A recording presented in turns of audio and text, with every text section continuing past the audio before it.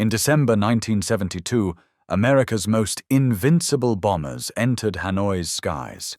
Fewer than 2 weeks later, 6 B-52 bombers were lost in a single night, victims of the deadliest air defense trap ever laid. Strategic Air Command's faith in altitude and electronic jamming technology became fatal as Vietnamese missiles turned safe routines into a massacre. Why did these untouchable giants become easy targets overnight? The answer begins with confidence. It ends in catastrophe. B-52 crews entered Linebacker II with absolute trust in their aircraft. The Stratofortress was built for nuclear war, with 8 engines, a wingspan longer than a city block, and a ceiling above 50,000 feet. For years, these bombers had flown over Southeast Asia without serious threat, shielded by technology and tactics designed for the Cold War's deadliest scenarios. 2 versions dominated the skies in December 1972. The older B-52D, with its thick aluminum skin, had proven resilient against flak and battle damage. The newer B-52G, lighter and more fuel-efficient, carried the latest electronic countermeasures, ALQ jamming pods, and advanced radar warning gear. Engineers trimmed weight wherever possible on the G model, thinning the fuselage skin to squeeze out extra range. On paper, the trade-off seemed worth it. Strategic Air Command doctrine revolved around invulnerability. Each bomber's electronic warfare officer, EWO, sat behind banks of dials and switches, monitoring radar threats and flooding the airwaves with jamming noise. The ALQ pods could disrupt dozens of enemy radar frequencies at once, creating a wall of static that blinded missile guidance systems. Training hammered home the message: as long as the jammers stayed active and the formation held its altitude, the B-52 was untouchable. Formation tactics added another layer of confidence. Bombers flew in tight 3-ship cells, overlapping their electronic protection. The doctrine called for steady, predictable routes at 30,000 feet or higher, trusting that altitude and technology would keep them safe. Crews believed the Stratofortress could shrug off anything North Vietnam could throw at it, until reality proved otherwise. North Vietnam's air defenses in December 1972 formed a dense ring around Hanoi. More than 30 SA-2 guideline missile sites were deployed, each manned by crews drilled to a razor's edge. The SA-2 was a 2-stage missile, nearly 35 feet long, built to hunt bombers at altitudes above 30,000 feet. Its warhead packed 200 pounds of high explosive, wrapped in steel fragments designed to tear through metal and flesh alike.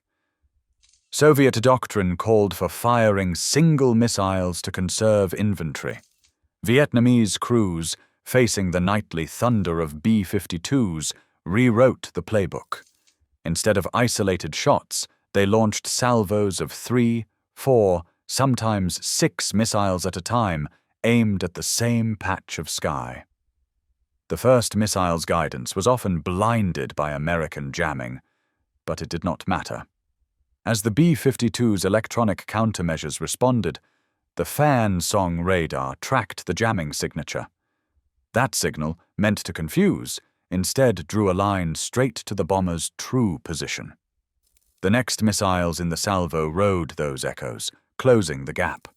A single B-52 on radar looked as large as a barn door. Even with jamming, the overlapping tracks from multiple missiles created a net too wide to escape. When a salvo detonated, the proximity fuses triggered a storm of steel fragments, enough to shred fuel tanks, sever hydraulic lines, and punch through the thinned aluminum of the G-model bombers. With more than 30 sites blanketing the approaches to Hanoi, no formation could cross the line without being seen and targeted. Each night, as the bombers traced their assigned routes, the missile crews below prepared their salvos, ready to overwhelm the electronic wall with brute force and numbers. Mission planners traced each night's attack on a map with the precision of a machine, Every B-52 cell, 3 bombers flying in tight formation, departed from bases in Guam or Thailand, stacked in waves of 20 to 40 aircraft. The geometry never changed.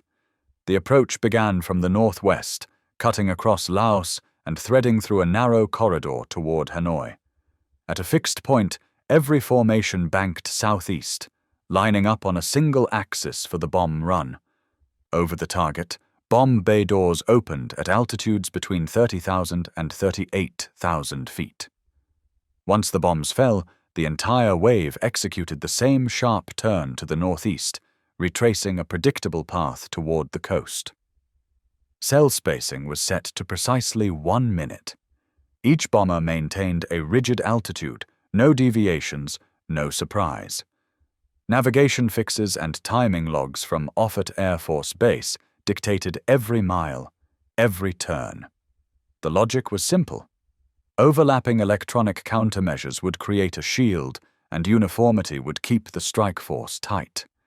But this rigid choreography turned the sky above Hanoi into a grid. Vietnamese radar crews learned to anticipate every move. They could plot the incoming waves, predict the exact moment a cell would appear, and cue their SA-2 missile batteries for maximum effect. The high altitude, once considered the B-52's best defense, became a liability. At 30,000 feet, the bombers were visible to every radar in North Vietnam. The fixed geometry of each attack left no room for improvisation or escape. As the campaign wore on, the defenders adjusted their aim, waiting for the moment the next cell crossed the same invisible line. December 20th, 1972. The first wave of B-52s crossed into Hanoi airspace just after 10 p.m. Within minutes, North Vietnamese missile crews unleashed a barrage, salvos of 4, 5, even 6 SA-2 missiles arcing up toward the contrails. In the darkness above, the crew of Charcoal 1 heard the shriek of proximity warnings. A direct hit tore through the fuselage, shearing fuel lines and igniting a fireball at 31,000 feet. The bomber broke apart before anyone could react. Only 2 parachutes opened over the city. The rest of the crew vanished into the night. Peach 2 followed the same path. 3 missiles converged, one punching through the left wing root. The explosion was so violent that debris rained down across Hanoi for over a minute. All 6 crew members were lost. Families would later learn their fate from a brief telegram, the details left to imagination. Quilt 3, a B-52G, was next. The first missile crippled the tail, the second shredded the wing, the third detonated near the cockpit. The thinner skin of the G model offered no protection. The aircraft disintegrated mid-air. No one survived. Hours later, the second wave arrived. Brass 2 was struck in the tail, spinning out of control. 5 crew ejected, 1 died in the chaos. 4 would spend the rest of the war in captivity. Ash 2 took 2 direct hits, 1 to each wing. The bomber folded in half. 3 crew died instantly. 3 more floated down into enemy hands. Orange 3 was the last. A missile penetrated the bomb bay, setting off the remaining bombs in a blinding flash. There were no survivors. By dawn, 6 B-52s lay scattered across the countryside. 33 airmen were dead or prisoners. In a single night, the myth of invulnerability was gone. The bombers lifted off again after a 36-hour silence, engines echoing across the tarmac as if nothing had changed.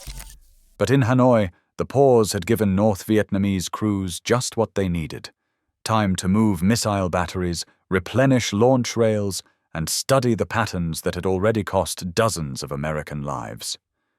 On December 26, the same routes and tactics returned to the sky, and the trap snapped shut once more. Cobalt 1 was first. A missile struck the tail at 32,000 feet, splitting the aircraft in 2. The forward fuselage spun downward, breaking apart before it reached the ground. Incredibly, the tail section stayed mostly intact as it fell.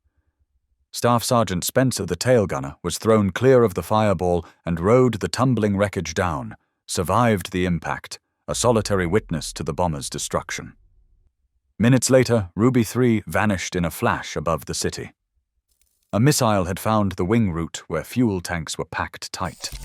The explosion tore the wing from the fuselage and sent the aircraft rolling over itself, burning as it fell. There were no survivors. 6 men were lost in seconds, their fate sealed before alarms could finish sounding in the cockpit. Asher tried to outrun the fire. Hit by multiple missiles, the crew kept the stricken bomber in the air for nearly 40 minutes, coaxing it across the border toward safety. At 8,000 feet over Laos, flames reached the last fuel tanks. The aircraft broke apart, scattering debris over the jungle. All aboard perished just minutes from home. The Christmas pause had offered hope for change, but the bombers returned to a sky where nothing had been learned. 3 more B-52s were lost, 15 more names added to the toll, each a reminder that Doctrine once trusted had become a death sentence. Today, B-52s no longer fly predictable routes above hostile skies. Every modern air campaign still faces the same paradox. Technology breeds confidence, confidence breeds patterns, and patterns invite disaster. In warfare, assumptions kill. The lesson echoes on every radar screen. Let me know your thoughts in the comments.